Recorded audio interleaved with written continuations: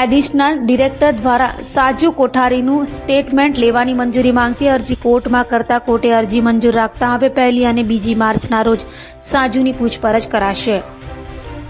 ED એટલે કે enforcement department દ્વારા નાનપુરાના સાજુ કોઠારીની પૂછપરછ અને સ્ટેટમેન્ટ માટે કોર્ટમાં અરજી કરી હતી, જે અરજી કોર્ટે માન્ય રાખતા હવે આગામી 1 અને 2 માર્ચના રોજ ઈડી દ્વારા સાજુની પૂછપરછ કરાશે.